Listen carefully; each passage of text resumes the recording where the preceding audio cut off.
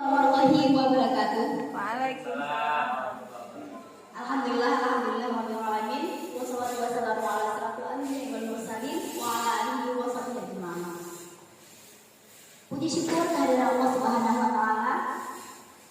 Salawat berserta salam kepada baginda Nabi besar Muhammad sallallahu alaihi wasallam. Yang saya hormati Bapak Kepala Sekolah yang diwakili oleh Ibu Wakakurikulum. Yang saya hormati pemateri kita pada hari ini, calon guru penggerak angkatan 9 Aceh Jaya ke-7 SPD.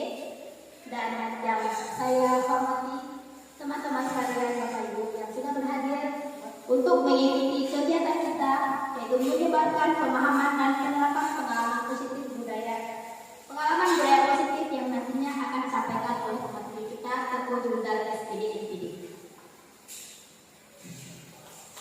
Untuk memberkati acara kita pada hari ini, mari sama-sama kita bacakan surah Al-Fatihah di dalam hati kita masing-masing. Al-Fatihah.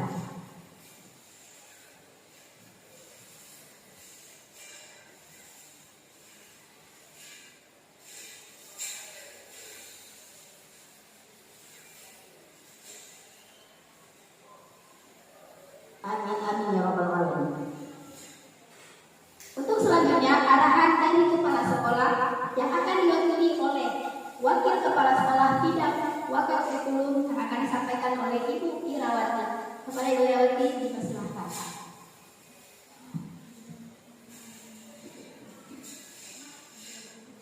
Assalamualaikum warahmatullahi wabarakatuh. Alhamdulillah, salam ala Rasulullah sallallahu alaihi wasallam.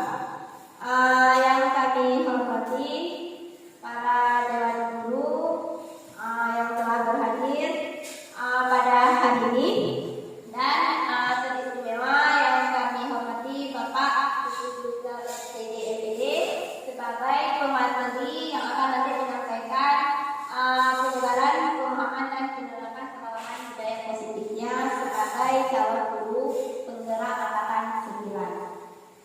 Pada hari ini saya mewakili kepala sekolah SMK Negeri 1 Kama ingin menyampaikan sedikit arahan atau saran kepada Bapak Ibu sekalian.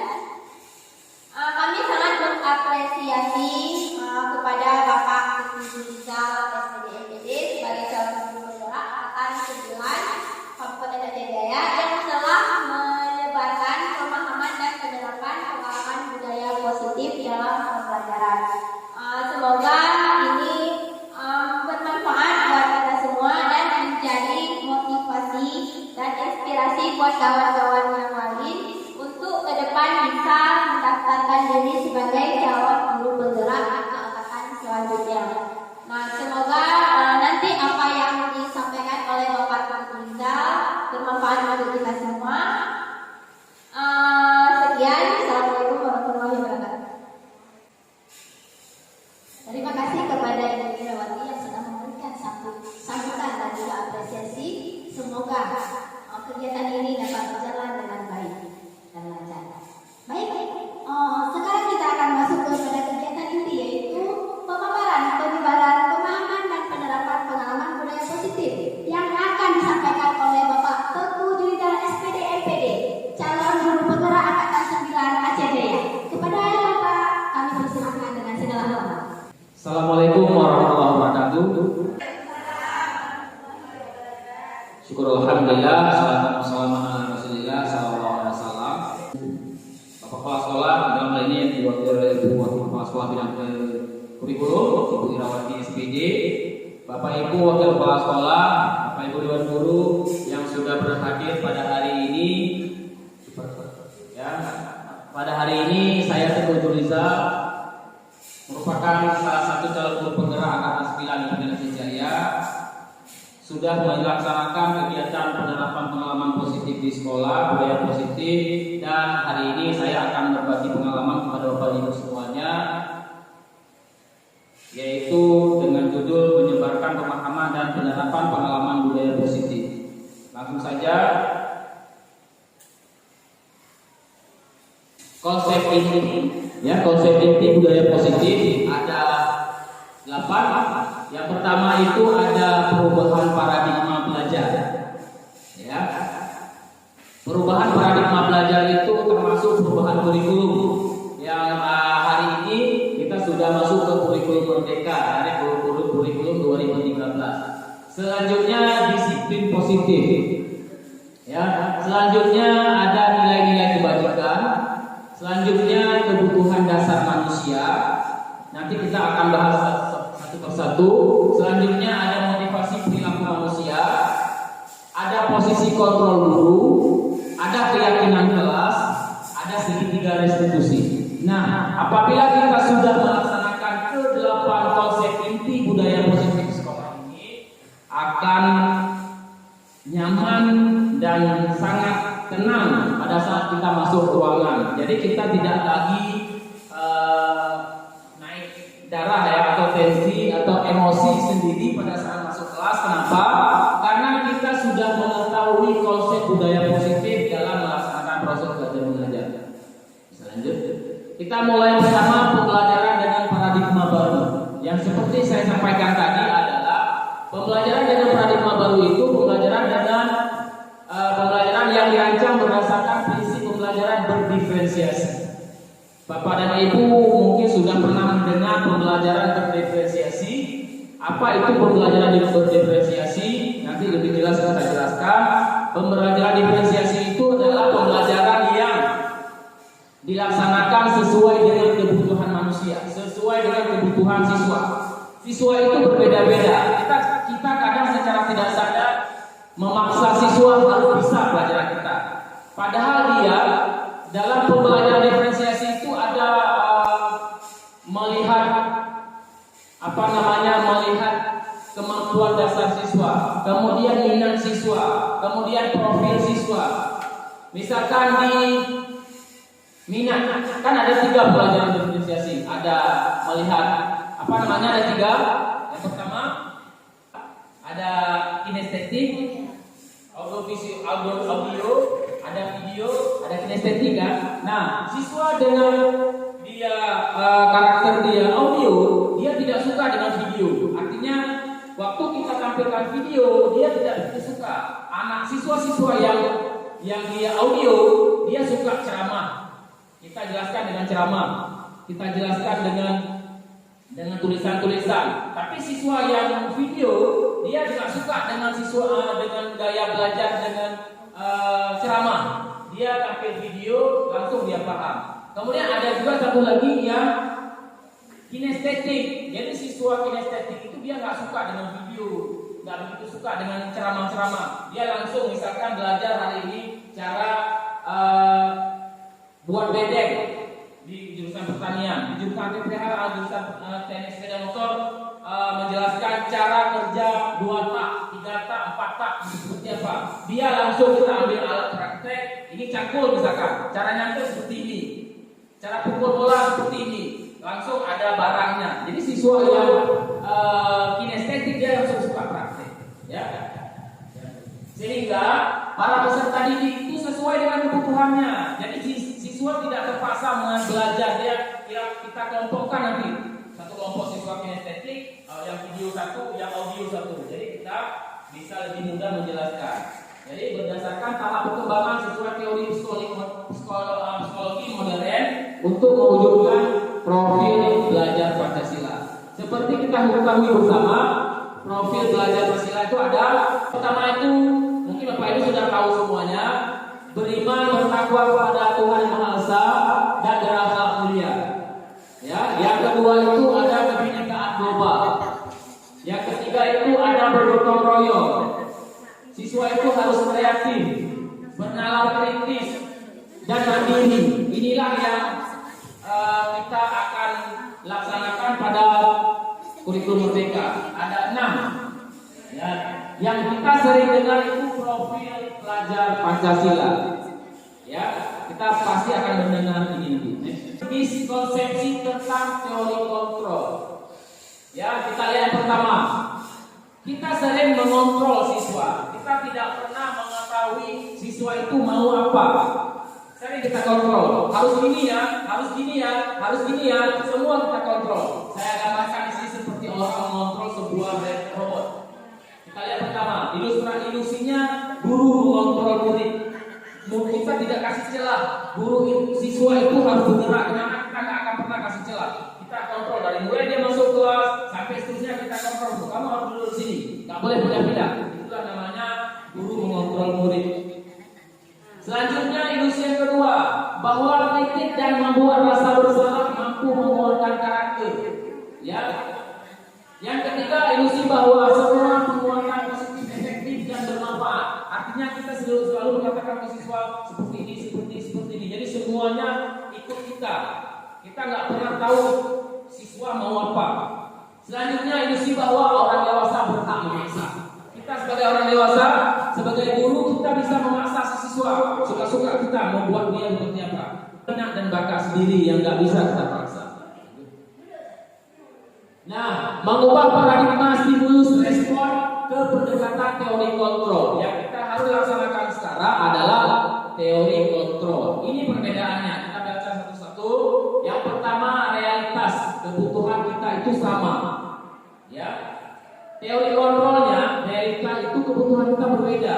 Biasanya kita menyamakan kebutuhan saya dengan kebutuhan siswa itu sama. Saya harus bisa membuat siswa itu bisa pelajaran kita. Padahal dia itu butuhnya berbeda.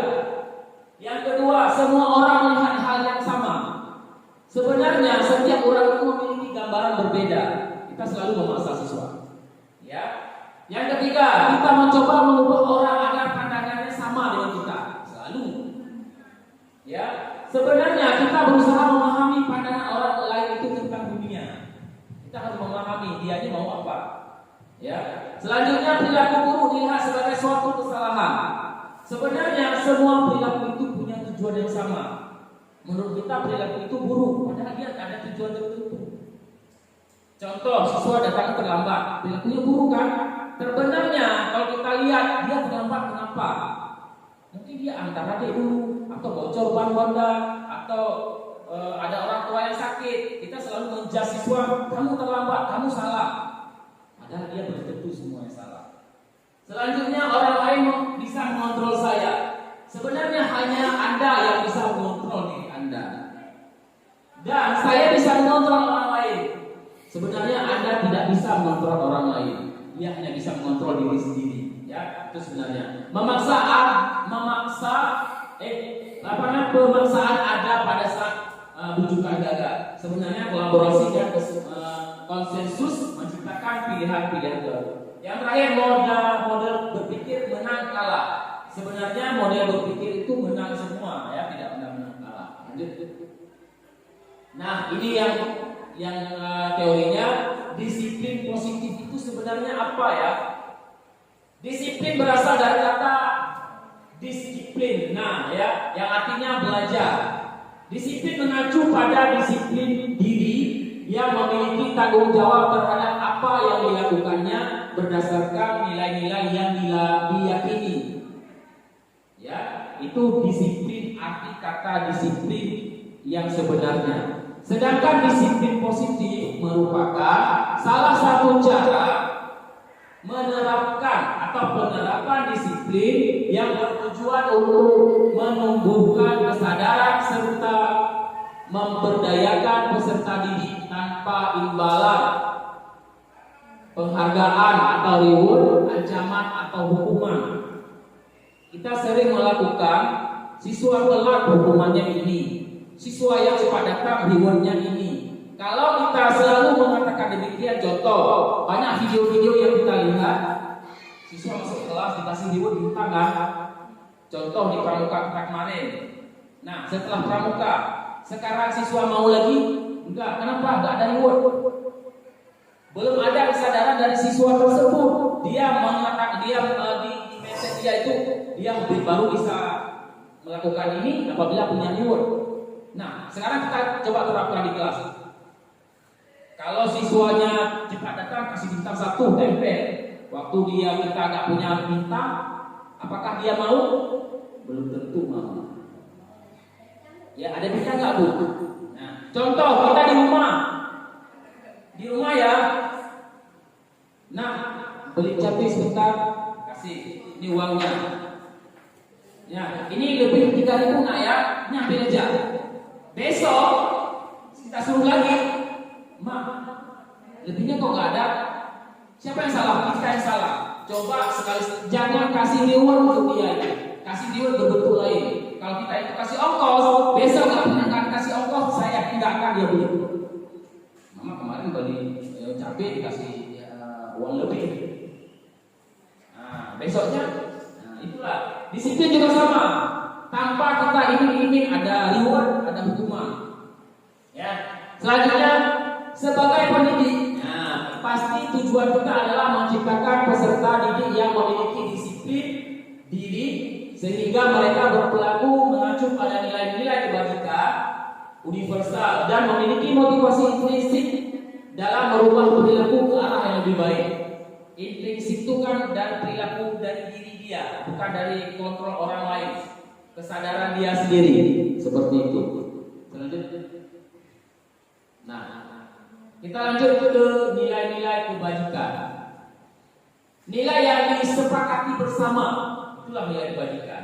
Lepas dari suku, bangsa, agama dan maupun latar belakangnya. Nilai kebajikan ini adalah nilai yang disepakati bersama, bukan yang kita guru aja yang terapkan. Kita harus sepakat dengan siswa. Contoh nilai kebajikan dari institusi atau organisasi, ya. Profil pelajar Pancasila.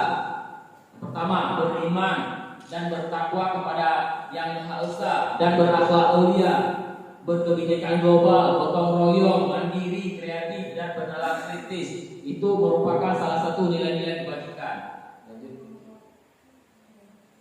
Ya, yang selanjutnya kebutuhan dasar manusia. Yang seperti kita sampaikan tadi, kebutuhan dasar manusia itu adalah segala sesuatu yang kita lakukan untuk mendapatkan apa yang kita inginkan. Apa yang kita lakukan untuk mendapatkan apa yang kita inginkan. Seluruh tindakan yang kita lakukan memiliki tujuan tertentu. Pasti kita nggak akan lakukan sesuatu apabila kita tidak punya tujuan. Ya? Dan semua usaha terbaik yang kita lakukan adalah dalam rangka agar kebutuhan dasar kita terpenuhi dengan baik. Saya ulangi, kebutuhan dasar manusia itu adalah segala sesuatu yang kita lakukan dengan tujuan tertentu. Kita tidak akan melakukan sesuatu dengan tidak ada tujuan. Itu namanya kebutuhan dasar manusia. Contoh, kita mau makan, tujuan kita untuk apa? Itu bisa beraktivitas, artinya mau kenyang kita kan. Kalau kita nggak makan, rasanya nggak bisa aktivitas. Ya, tambah berat badan itu satu tujuan. Juga sama ya, tujuan tertentu pasti kita punya tujuan semua waktu kita lakukan sesuatu. Nah, ini kebutuhan dasar manusia. Mungkin Bapak Ibu ada yang belum mendengar, ada yang sudah mendengar. Kita lihat satu-satu. 5 kebutuhan dasar manusia itu adalah bertahan hidup, makan, pakaian, tempat tinggal, keamanan, kesehatan. Itu yang pertama. Betul nggak? Betul ya. Yang kedua, kita butuh nggak kasih sayang dari keluarga, dari suami, dari istri, dari anak, dari keluarga. Kasih sayang dan rasa diterima. Kita di rumah nggak ada yang sayang, kayak gimana rasanya ya? Kita punya hewan di rumah, kucing, nggak dikasih makan, kan dia butuh juga kasih sayang, dielus-elus, ya. Rasa diterima, dipedulikan sebagai kerjasama menjadi bagian dalam kelompok. Kita perlu. Selanjutnya penguasaan. Kita punya harga diri, keinginan untuk dianggap. Perlu nggak kira-kira? Perlu. Memimpin, berprestasi, diakui dan didengar apa yang ingin kita sampaikan. Pasti penguasaan. Ya. Selanjutnya kebebasan. Dengan gambar di sini borgol saya buat lepas. Kita perlu bebas, nggak mau dikontrol orang. Mandiri. Kita memiliki pilihan. Contoh waktu pemilu nanti dalam keluarga itu macam-macam. Nggak bisa kita harus pilih ini ya, nggak bisa karena kebebasan kita harus ada. Kita boleh memilih, memiliki pilihan. Suka-suka kita mau pilih siapa, nggak bisa dikontrol orang. mencoba hal baru, mampu mengendalikan arah diri. Kita mampu mengendalikan diri sendiri. Yang terakhir adalah happy, ya, senang, bermain, humor, antusias, dan tertawa. Bukan tertawa sendiri, ya. Tertawa sendiri, jadi ketawa lain orang lainnya. Selanjutnya. Oke, sebelumnya ada pertanyaan di slide-slide sebelumnya sebelum kita lanjut, atau nanti bertanya dicatat dulu ya Pak Ibu ya. Kalau ada pertanyaan dicatat dulu, nanti baru kita selesaikan pertanyaannya. Selanjutnya, motivasi perilaku manusia. Ada motivasi ekstrinsik, ada motivasi intrinsik. Ya. Yang pertama itu untuk menghindari ketidaknyamanan atau hukuman. Itu masuk ke dalam motivasi ekstrinsik dari luar, ya, menghindari ketidaknyamanan hukuman. Kenapa dia datang cepat-cepat? Karena dia menghindari hukuman. Kalau saya nanti disuruh hukum WC. Itu menghindari ketidaknyamanan. Kalau kita sudah mengontrol siswa, berarti siswa tersebut misalkan dia disiplin. Kenapa? Dia takut dengan hukuman. Kenapa? Dikontrol oleh orang. Dia belum dari diri sendiri. Motivasi ekstrinsik, ya. Kalau saya nggak datang telat, nanti saya dihukum. Selanjutnya, untuk mendapatkan imbalan penghargaan dari orang lain tadi. Kalau datang cepat dikasih bintang.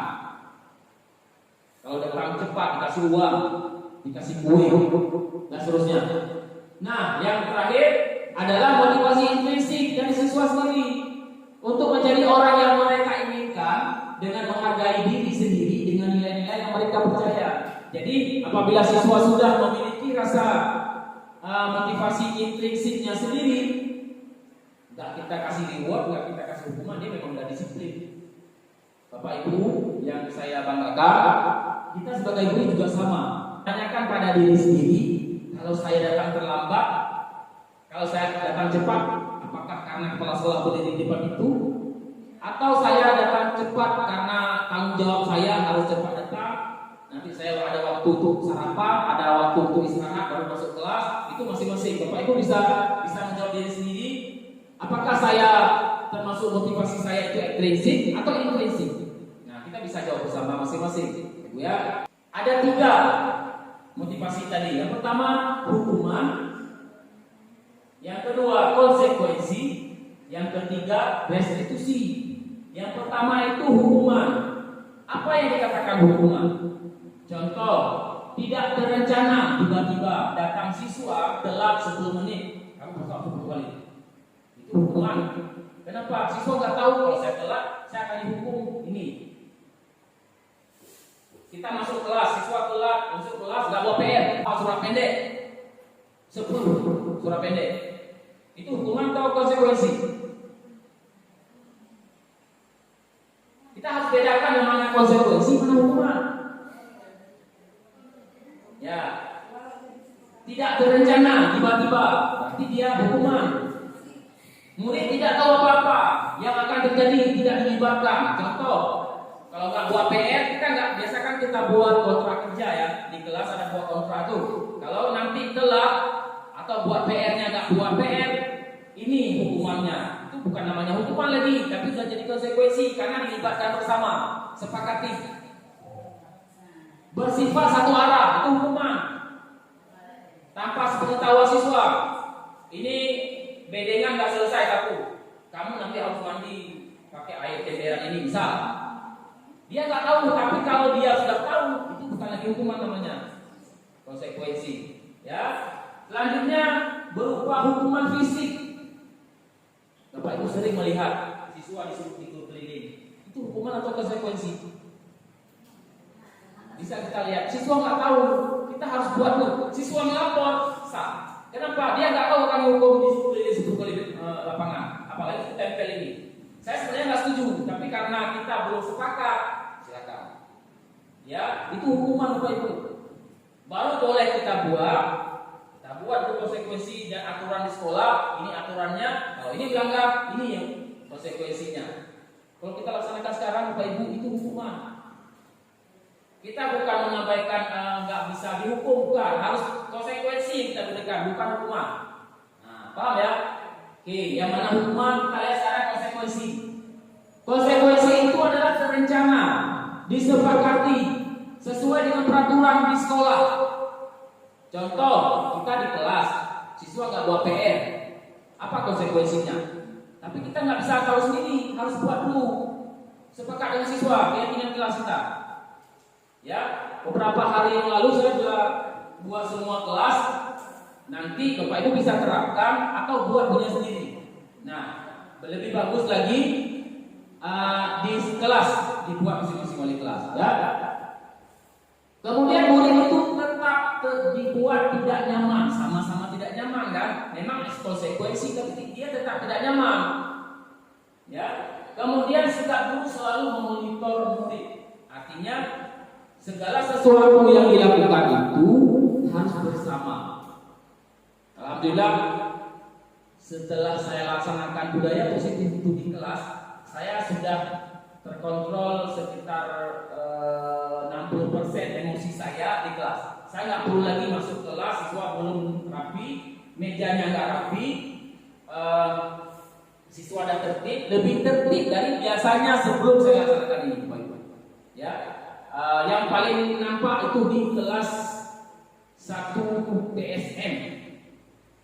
ATPK kelas 2 sudah sangat nampak di sana. Itu di sana, Bapak-Ibu. Biasanya saya mengajar itu memang banyak juga cekek-cekek, ganggu teman. Sekarang itu sudah sangat tertib. Saya sadar luar biasa kalau masuk di kelas ATPK kelas 2. Yang masih sedikit berubah kelas 2 TSM. Tapi mereka saat saya masuk bajunya sudah dalam semua. Itu konsekuensi. Tapi kalau kita buat hukuman nampak langsung lari ya. Itu hukuman. Dia nggak tahu. Kalau kita sudah sepakat bersama, kita jadi konsekuensi bersama nanti, bukan lagi hukuman. Yang ketiga, restitusi. Apa restitusi? Restitusi itu adalah proses menyelesaikan masalah. Ada restitusi namanya. Yang pertama itu proses menciptakan kondisi bagi murid untuk memperbaiki kesalahan. Dalam menyelesaikan masalah, kita harus libatkan dia. Kita harus tanya dulu solusi sama dia. Misalkan dia telat, kenapa anak kamu hari ini telat? Saya telat bangun, Pak. Bisa. Kira-kira solusi yang baik untuk kamu itu apa? Tanya sama dia. Saya harus bangun lebih awal, Pak. Kan dia punya solusi sendiri. Kalau kita kasih solusi, dia belum tentu sanggup. Tapi dia harus punya solusi sendiri. Baru kita kondisikan. Ya. Kemudian proses kolaborasi yang mengajarkan murid untuk mencari solusi sendiri yang tadi. Setelah dia berikan solusi, kita juga harus menguatkan, oh solusi ini, tapi lebih bagusnya kamu telat bangun kenapa? Oh karena telat tidur. Tidur kenapa telat tidur? Kan macam-macam ya, macam-macam. Nah, udah tadi. Selanjutnya 5 posisi kontrol guru. Penghukum. Kita di labeling oleh siswa sebagai guru penghukum. Kemudian membuat rasa bersalah. Ya, 5 posisi kontrol ini maksudnya kita sebagai guru itu bersikap sebagai mana? Saya sebagai guru, saya bersikap apakah saya sebagai penghukum?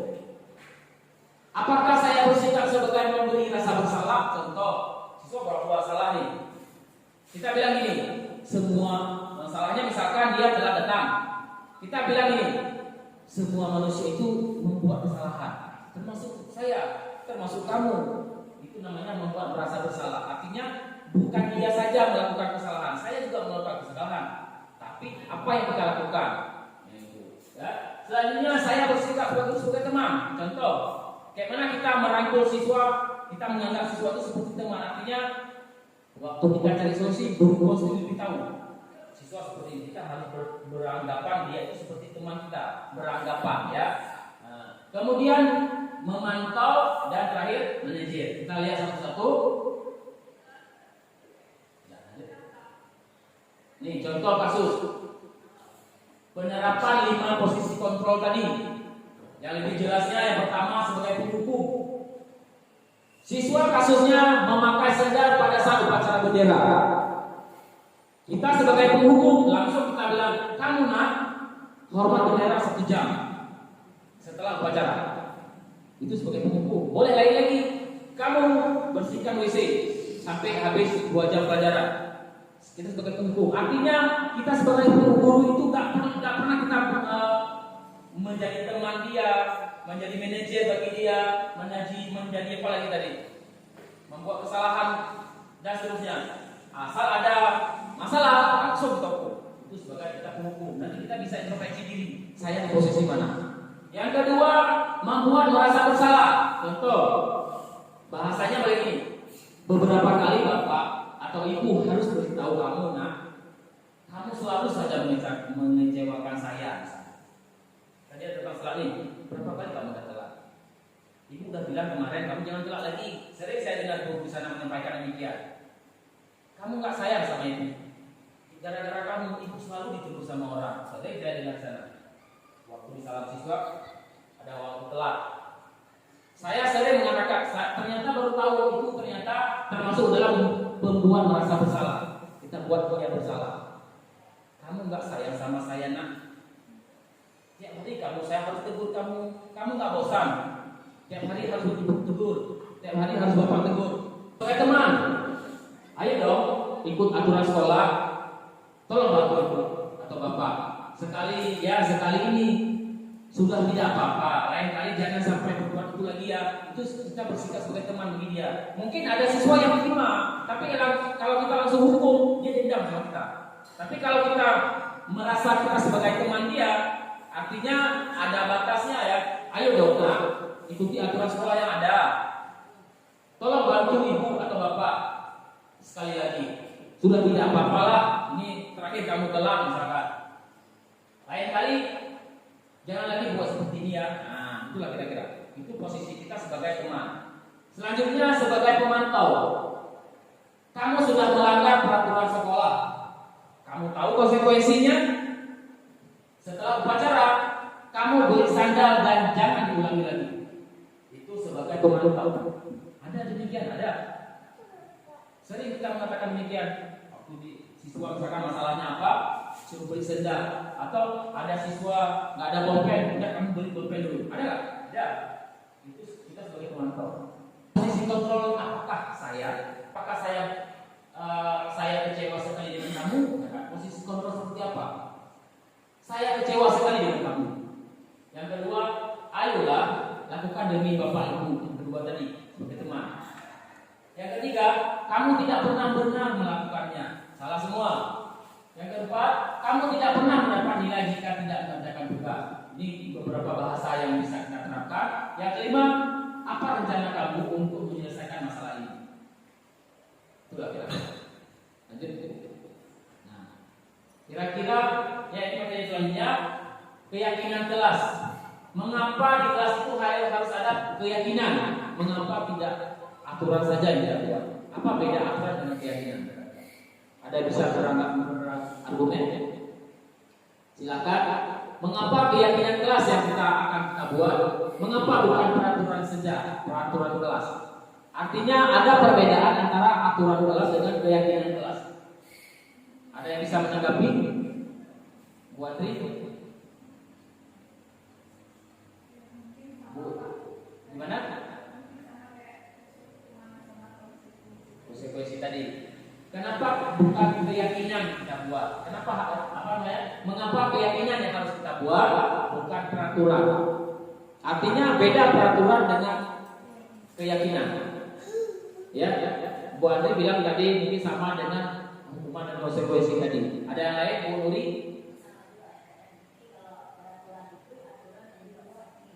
Sepihak.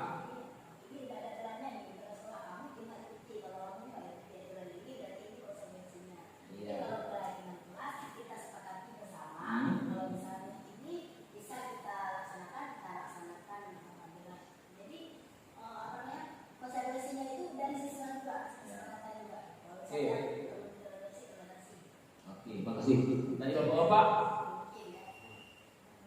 sama ya, boleh tepuk tangan sekali. Biar oke, kita lihat lanjut kita.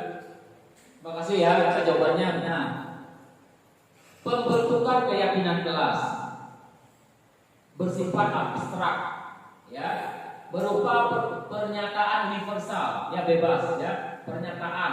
Kemudian dibuat dalam pernyataan positif. Contoh mengumpulkan PR kan positif. Kalau yang negatif, siswa tidak mengumpulkan PR. Yang positif kan mengumpulkan PR, baju pakaian rapi, apalagi pakaian rapi, mengumpulkan PR, datang tepat waktu, disiplin, dan seterusnya ya. Kemudian sedikit saja, nggak usah banyak kali, nggak usah banyak, nanti lupa dia. Kemudian arti sedikit begini ya Bapak Ibu, arti sedikit nggak 2 atau 3 juga ya. Kita buat bahasanya itu bahasanya terbuka, jangan satu misalkan ketertiban kelas, dia kan ada yang ganggu teman, ada yang bersiul, bernyanyi, ngobrol, kan mengganggu kita kelas. Jadi kita buat yang universal ya, sesuai dengan kondisi kelas dan sekolah sehingga mudah diterapkan itu. Kemudian semua warga sekolah atau warga kelas dilibatkan saat membuat keyakinan tersebut. Beda dengan aturan tadi seperti perlu dikatakan, aturan itu dibuat oleh guru. Kita nggak mau tahu siswa setuju atau enggak. Kayak biasanya aturan itu dibuat kayak kontrak kerja. Kalau telah masuk ini langsung kena hukumannya. Jangan mau tahu siswa itu mau atau enggak. Tapi kalau keyakinan setelah kita buat, nah contoh seperti sebelah kanan ini, keyakinan kelas. Caranya mudah Bapak Ibu. Nanti Bapak Ibu bisa ini baru keyakinan kelas saya buat itu untuk pelajaran pribadi. Nanti bisa diterapkan buat keyakinan kelas untuk wali kelas masing-masing. Ya, kalau ini siswa dan saya yang tahu. Tapi kalau keyakinan kelas kita udah sepakat bersama. Semua guru masuk kelas itu dia udah sepakat, dia udah intrinsik tadi. Ini baru ekstrinsik, baru dari pelajaran saya. Kalau Bapak Ibu mau buat sebagai keyakinan kelas, boleh dibuat yang baru, Pak. Siswa kelas itu sudah tahu semua, kecuali TPH kelas 1. Nah, siswa yang kelas itu sudah tahu semua, khusus pelajaran saya. Nah, nanti Bapak Ibu bisa ambil post-it ini, ya, bisa diambil, boleh nanti kita ambil buku kopi. Kita tinggal bantu saja, buat judulnya keyakinan kelas 2 TPH misalnya. Yang pertama di sebelah sini itu aturannya, ya aturan tadi, keyakinan yang kita tulis tadi. Yang selanjutnya itu konsekuensi. Kita suruh tulis ke siswa itu keyakinan bebas ya tadi, positif semua. Baju rapi, tidak baju rapi, menggunakan maksud arti berlengkap, pakai sepatu, apalagi meja rapi, bersih, kelas. Karena Bapak Ibu nanti harus perhatikan keyakinan kelas dan keyakinan pelajaran. Ya, kalau keyakinan kelas itu lebih umum ya kan, harus rapi, kelas dan seterusnya. Tulis satu lagi konsekuensi bagi kertas yang warna lain lagi. Contoh konsekuensi bebas. Suruh tulis, ada siswa kebanyakan tulis gini, suruh post up. Kita tulis saja semua, sekali tulis. Suruh post up 100 kali, ada juga. Nanti kita sepakati. Ada yang suruh minta keliling lapangan. Kenapa? Pasti gara-gara dia nggak mau masuk suruh keliling lapangan. Dia lebih suka keliling lapangan daripada masuk kelas. Nanti kita sepakati lagi. Ada yang tulis baca surat pendek. Ada yang tulis minta azan. Ada yang tulis apa lagi ya? Nyanyi. Kita minta siswa tadi, dia suka nyanyi, mungkin dia lebih suka. Ada siswa yang suka keliling lapangan dia. Ada yang tulis apa lagi? Macam-macam. Ada yang baca 5 surat Yasin. Ayat Yasin ya, ayatnya Yasin 5 minta. Ada macam-macam. Nah, setelah kita tulis bersama, tempel siswanya. Contohnya di subsidi tinggal 2 TPH di kelas 1, tempel aja semua. Kita baca satu-satu, kita dudukkan, kita tulis. Nih, di sini sekitar 8 saya tulis. Artinya tidak boleh lebih banyak. Artinya di atas 10 itu terlalu banyak. Kalau bisa bahasa yang universal aja, yang ini aja ya. Kita tinggal urutkan aja. Nah, yang kita tulis inilah yang kita sepakati, kita yakini bersama. Nah, yang ditulis siswa ini, kalau nggak sepakat nggak usah diambil. Contoh keliling lapangan. Menurut kita kira-kira keliling lapangan masuk akal nggak? apa namanya? Sesuai nggak dengan ini kita? Kalau nggak ada, nggak usah. Beda dengan keyakinan olahraga lagi nanti, ya. Kalau olahraga, artinya gini, Bapak Ibu ya. Kalau kita memberikan konsekuensi ke siswa, jangan kena fisik yang tadi. Syukur anak tua ada makan, kalau nggak makan tumbang, pingsan gimana? Siapa tanggung jawab? Nggak ada tanggung jawab. Kecuali pelajaran olahraga, kan ada pemanasan, itu bukan hukuman namanya. Ya, pemanasan itu biasa. Oke, lanjut ya. Nah, misalkan siswa setelah kita tulis keyakinan kelas, dia buat kesalahan. Contoh, dia tidur di kelas. Udah kita sepakati kalau tidur kamu di kelas, konsekuensinya kamu harus baca surat pendek misalkan 5. Besok tidur lagi dia. Udah 3 kali. Kita panggil siswa tersebut dengan menggunakan segitiga restitusi. Ya, segitiga restitusi itu ada 3. Menstabilkan identitas, validasi tindakan yang salah, dan menanyakan keyakinan. Yang pertama ini misalkan segitiga restitusi itu apa? Suatu proses dialog yang dilakukan oleh guru agar dapat menghasilkan murid yang mandiri dan bertanggung jawab. Kalau ada permasalahan tadi misalkan tidur, kita panggil aja ke ruang kita. Jangan langsung kasih ke BK, karena tugas BK bukan itu tugas kita di kelas. Jangan gini, dikit-dikit. Bu, ada di kelas ini. Asal saya masuk tidur aja. Padahal itu tugas kita, bukan tugas BK. Tugas BK lain lagi. Nah, ini sedikit BK, sedikit BK, ya. Tugas BK bukan itu. Yang pertama, menstabilkan identitas. Gimana dia menstabilkan identitas? Berdasarkan prinsip membuat kesalahan tadi adalah sebagai bini proses pelajaran. Contoh, yang kuning ini bahasa untuk menstabilkan identitas. Kira-kira demikian. Berbuat salah itu wajar. Jadi duri. Artinya kita jangan langsung jas tidur itu nggak bagus. Kenapa kamu tidur marah-marah asik marah-marah terus? Langsung udah. Berbuat salah itu wajar. Saya juga dulu membuat salah. Tuh, kira-kira gitu. Tidak ada manusia yang sempurna.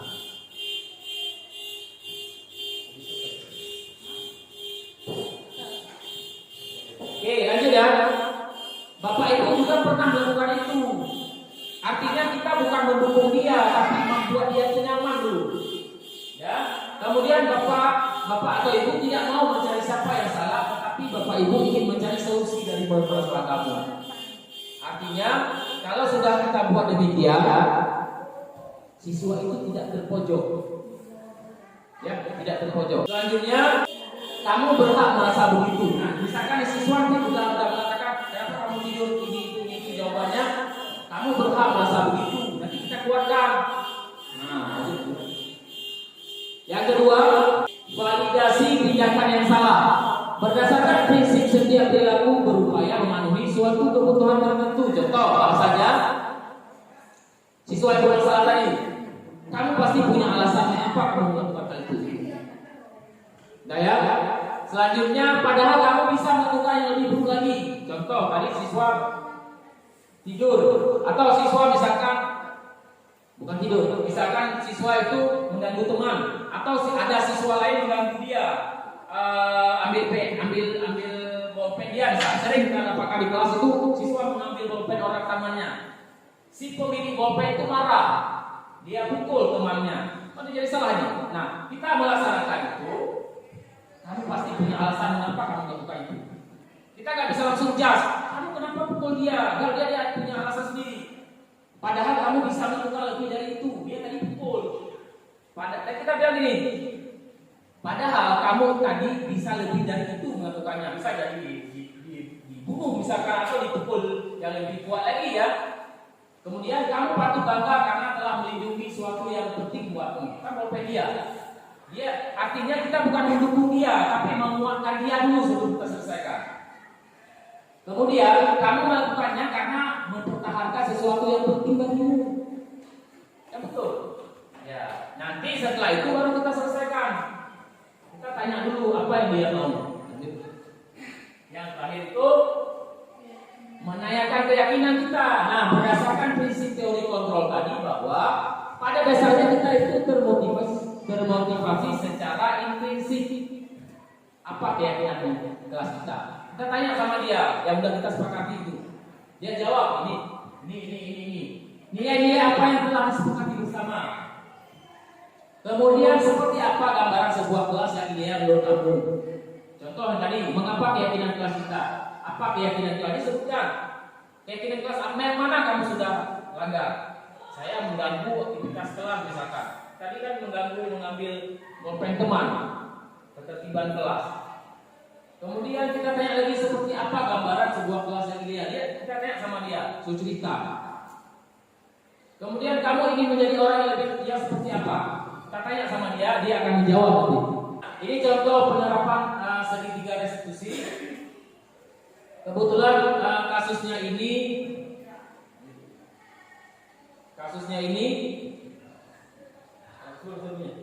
sebuah video. Nanti dipanggil siswa. Mungkin di forumnya itu kurang. Nah, ini pada saat proses menstabilkan identitas tadi, kita tanya dulu kenapa dia melakukan itu, apa yang dia lakukan di kelas. Kamu tahu nggak kenapa kamu dipanggil ke sini? Kemudian validasi tindakan yang salah tadi, seperti disampaikan tadi, kita jangan langsung judge dia itu salah. Kita bilang dulu, bapak juga melakukan demikian. Sering juga melakukan salah. Kita sebagai manusia tidak ada yang sempurna dan seterusnya. Menaikkan keyakinan dan seterusnya. Kemudian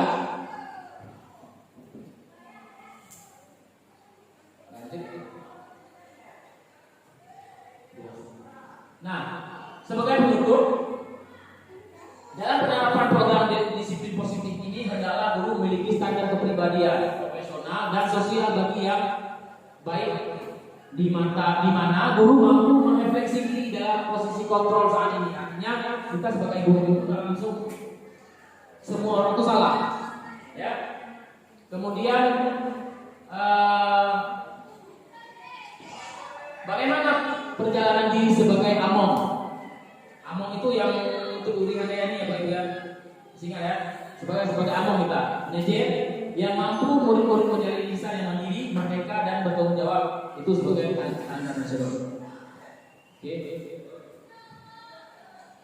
Cukup sekian. Kalau ada pertanyaan, Bapak Ibu boleh ya angkat tangan untuk bertanya sesuai dengan materi yang sudah disampaikan tadi. Mundur kita. Boleh bertanya kira-kira di mana dan seterusnya. Ya. Kira-kira di tempat yang mana? Kira-kira Bapak Ibu yang ragu. Atau kita sepakat dulu. Kira-kira bisa nggak kita laksanakan keyakinan kelas dulu di sekolah, di kelas? Kalau Bapak Ibu mau enak masuk ke kelas, kalau menurut saya sarankan buat keyakinan kelas. Yang sudah saya buat itu adalah keyakinan pelajaran, nggak jauh beda juga. Kalau keyakinan kelas biasanya kan Bapak Ibu kita di kelas yang ada itu piket, ya kan?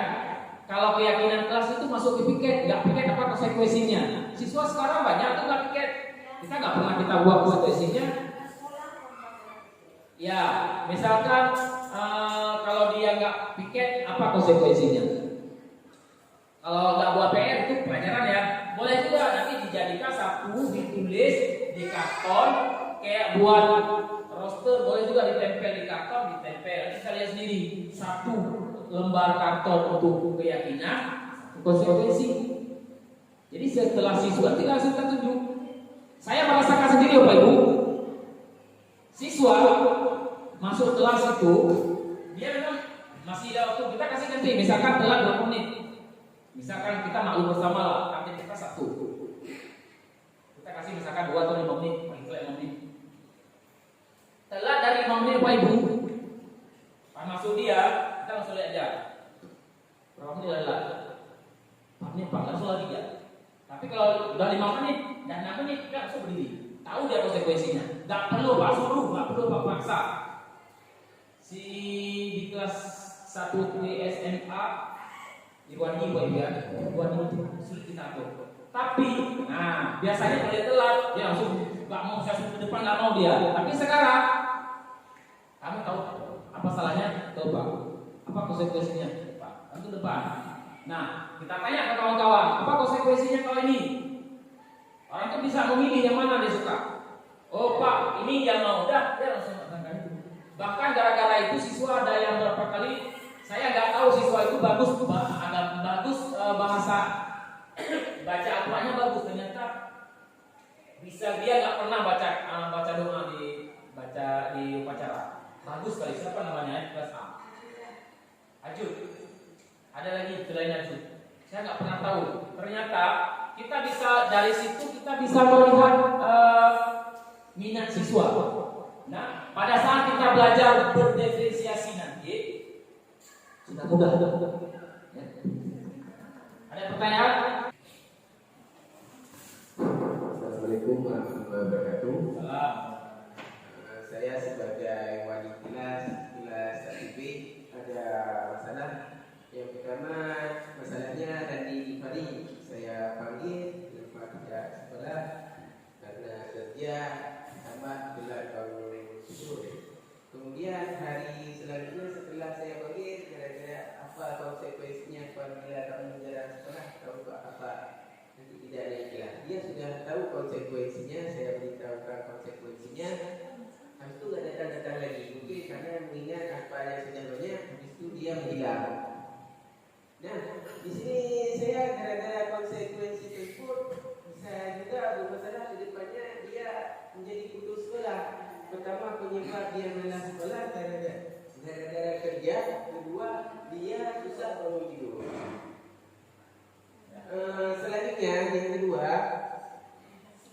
membuat masalah kasus kita buat aturan di sekolah yaitu apa namanya? Ini keyakinan.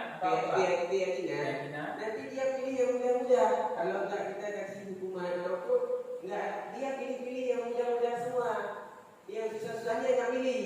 Akhirnya kita kan harus bisa pilih yang mana kita buat aturan yang dari kita untuk siswa, tetapi secara tertulis, bukan secara siswa memberi aturannya sendiri. Inisiatif kadang dia kalau membuat yang mudah-mudah semuanya berdiri 5 menit, kalau terlambat yang lain baca Al-Quran 1 ayat kan itu sebenarnya dia akan sering membuat kesalahan. Ataupun ada cara lain dari Pak Jor yang memilih aturan yang lebih bagus agar kita sesuai dengan kurikulum merdeka. Terima kasih. Baik, Ibu, luar biasa pertanyaannya ya. Ada 3 ya. Yang pertama saya simpulkan dulu. Betul-betul berpengalaman ya. Yang pertama itu kasusnya siswa beliau Pak Maswardi sebagai wali kelas. Beliau itu menemukan siswanya jarang ke sekolah dengan alasan berbagai alasan. Alasannya pertama dia bekerja, alasan yang kedua dia bangun tidur telat. Ya pasti ada alasan yang lain. Nah, yang pertama nih Pak Mas. Jadi sebenarnya itu bukan lagi masalah Pak Maswardi sebagai wali kelas sudah melaksanakan keyakinan dan konsekuensi walaupun tidak tertulis. Nah, saya juga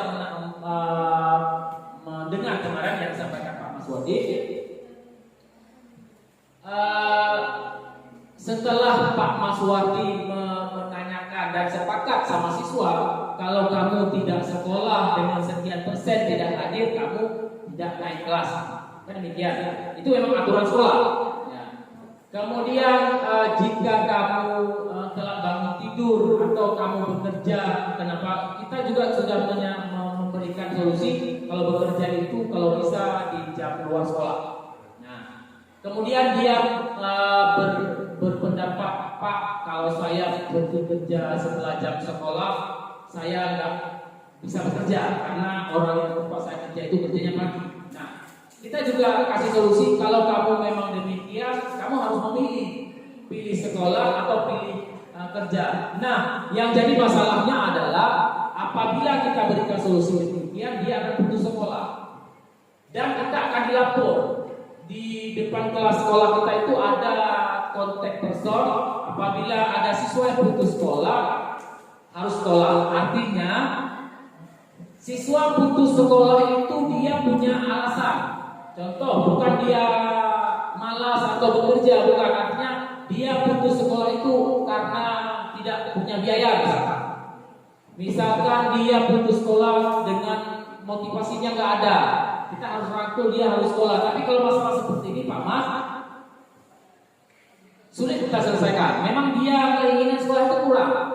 Kita udah kasih solusi kerja pinjam di atas sekolah, pulang sekolah, kan? Tapi kalau kita juga udah kasih solusi, kalau kamu sekarang usia sekolah kamu bekerja, sulit untuk dapat dua-dua, bekerja di sekolah dan satu waktu. Nah, jadi kemarin setelah diselesaikan masalah solusi demikian, dia makin menghilang. Pasti dia punya alasan. Hilang itu karena kemarin kita udah selesai kasih tahu kalau alfa kamu sendiri, kamu nggak bisa ikut dia. Nggak naik kelas. Nah, orang tuanya gimana? Nah, itu juga masalah. Kemudian kita punya 3 tuh. Sekolah, orang tua, lagi masyarakat lingkungan ya. Berapa? 3 ya. Untuk sukses sekolah itu kan. Kita sebagai sekolah sudah berusaha maksimal. Orang tuanya nggak mendukung. Kita panggil, kita cari solusi seharusnya, tapi nggak mendukung. Itu sama juga pincang. Artinya siswa itu sudah tidak punya solusi. Ya, jadi kita harus panggil dulu orang tuanya. Tapi nggak mau datang. Nah, itu masalah. Atau ada nggak bapak ibu yang punya pengalaman di kelas lain yang bisa menyelesaikan kasus-kasus seperti kasus di kelas Pak Marwan? Di kelas Pak Marwan gimana? Bisa kawan? Terima kasih. Sedikit saya menanggapi tentang konsekuensi yang sudah terjadi di kelas. Sehingga seperti Pak Mas tadi ada siswa gara-gara dikarenakan alfanya terlalu banyak karena konsekuensinya tidak naik kelas. Sebenarnya di sini yang mengontrol penuhnya terhadap berjalannya keyakinan di kelas itu sebenarnya di wali kelas. Jadi kita setiap keyakinan yang diutarakan konsekuensinya dari siswa di kelas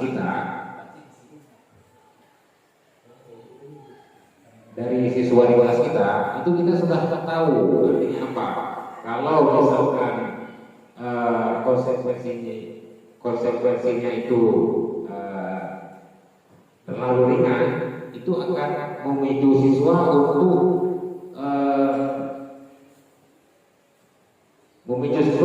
melakukan pelanggaran lebih banyak. Kan itu seperti yang tadi. Kemudian juga akhirnya ada siswa yang kalau terlalu berat jadi kelompok sehingga tidak sekolah lagi. Nah, di mana sebenarnya kontrol wali kelas ini? Kalau menurut saya, pengalaman saya ketika membatasi misalkan konsekuensi secara aturan sekolah sudah ada, berapa banyak jumlahnya lupa. Jadi kita wali kelas ini kan harus tangkap. Artinya ini sekitar 10 dia apa? Dia sudah kena konsekuensi itu. Nah, disitulah perlu ekstranya wali kelas. Jadi kita sebelum itu sudah melakukan berbagai upaya, melakukan pendekatan secara persuasif, bukan hanya dengan sekolah, tapi juga orang tuanya, sebelum sampai ke dia menerima konsekuensi. Sehingga kalau misalkan itu tidak jalan, berarti kita salah. Artinya, kalau menurut saya siswanya itu memang mau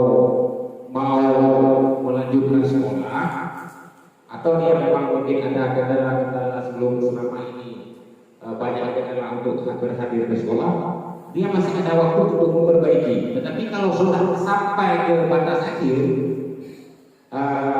itu akan sulit, karena kalau kita memberikan waktu, bagaimana dengan yang lain? Nah, jadi ini serba salah. Sebenarnya ini kontrol penuhnya kepada kita sendiri. Artinya kita bisa membuat ataupun mengajak keyakinan siswa itu sebatas penguatannya lebih positif. Artinya di atas keyakinan ada keyakinan lagi sebenarnya. Artinya apa? Di atas keyakinan ada keyakinan lagi. Jadi kita itu tidak hanya terbatas pada satu aturan yang lemah. Jadi ketika yang lemah ini sudah berat tadi, berarti ada aturan yang tepat.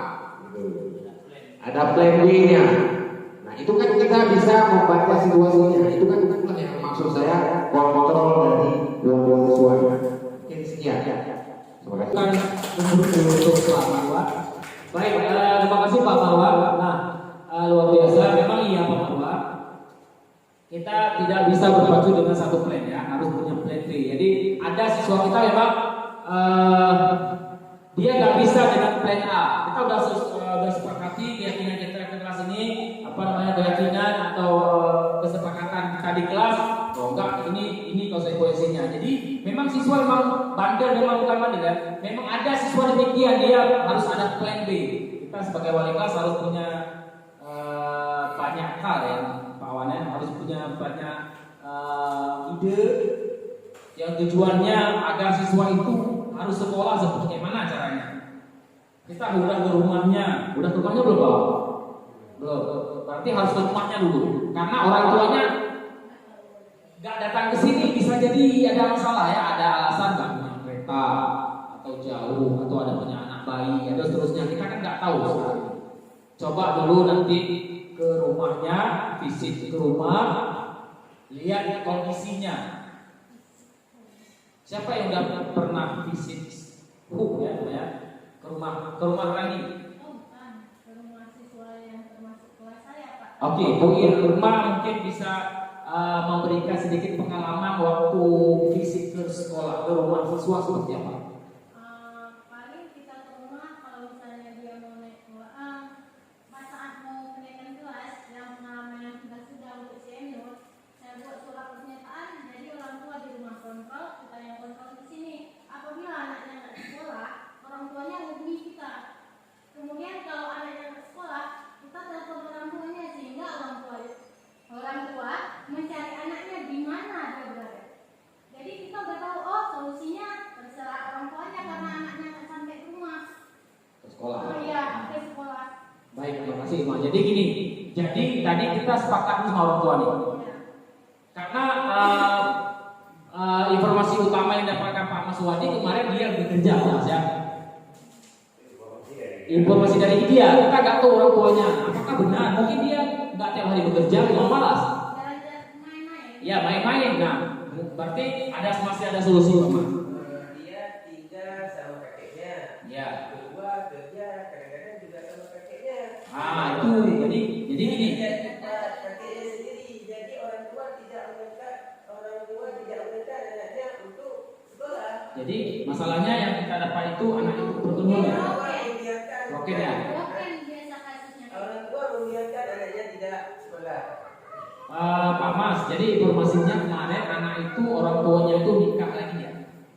Kalau nikah lagi tidak tahu saya, tapi dia sekarang Nggak tinggal sama orang tuanya. Yang saya dapatkan informasi kemarin katanya dia nggak tinggal sama ayah ke ibunya tempat lain, mamanya ayahnya tempat lain dalam berkumur kan. Jadi kalau siswa demikian mungkin dia ada masalah pribadi ya. Kita harus tanya ke walinya, kakeknya tadi. Apakah mau kita bantu bersama anak itu untuk sekolah? Kita kasih solusi yang tadi. Bisa nggak untuk bekerja di atas jam sekolah misalnya? Nggak bisa. Kalau nggak bisa kita nggak bantu. Bisa nih. Kalau kami memaksa dia untuk sekolah, tapi dia dari sendiri dari keluarganya nggak bisa membantu, ya nggak bisa. Kayak Bu Irma bilang tadi sepakat. Mungkin itu solusinya Pak. Satu jawaban. Ya. Yang kedua tadi. Ya baik. Terima kasih Pak Mas. Jadi aturan atau keyakinan kelas itu yang kita buat itu ada kita di situ. Siswa di sana waktu membuat itu sebelum dia tulis kita harus kasih clue dulu yang positif. Pakaian harus rapi, harus pakai sepatu, rambut rapi, kelas bersih dan seterusnya kan. Nah waktu tulis konsekuensi kira-kira ini nggak cocok, kita nggak usah sepakati. Artinya gini, berdiri di depan kelas 1 menit, Menurut kita cocok nggak? Nggak cocok, kita harus sepakat, nggak usah kita ambil semua. Gitu maksudnya. Jadi contoh, ada siswa tulis dalam masuk kelas lebih 5 menit prosa 100 kali. Menurut siswa mungkin itu cocok, dia hura-hura. Kalau kita nggak mungkin kayak prosa 100 kali 10 kali ya. Wah, oke, 10 kali ya, sepakat ya, 10 kali. Itu kira-kira. Jadi kalau siswa memberikan konsekuensinya kira-kira nggak sanggup, kita sepakat. Kalau nggak ada lagi yang mau didiskusikan, mudah-mudahan bermanfaat dan kita laksanakan semua di kelas nantinya. Kita berharap bersama bahwa jika sudah melaksanakan keyakinan kelas ini akan membantu kita, Bapak Ibu ya, akan membantu kita dalam melaksanakan tugas di kelas. Kita tidak repot lagi dalam mengurus siswa, kedisiplinan siswa dan seterusnya. Baik, mungkin itu saja yang bisa kami sampaikan. Sebelum saya tutup, saya berpesan untuk rekan-rekan semuanya tetap semangat untuk kita pribadi. Ya, kita sudah berniat dari rumah ke sekolah itu untuk memanusiakan manusia. Artinya kita sudah dibayar dan apa yang kita laksanakan itu menjadi berkah rezeki kita. Mudah-mudahan bermanfaat. Saya akhiri. Assalamualaikum warahmatullahi wabarakatuh.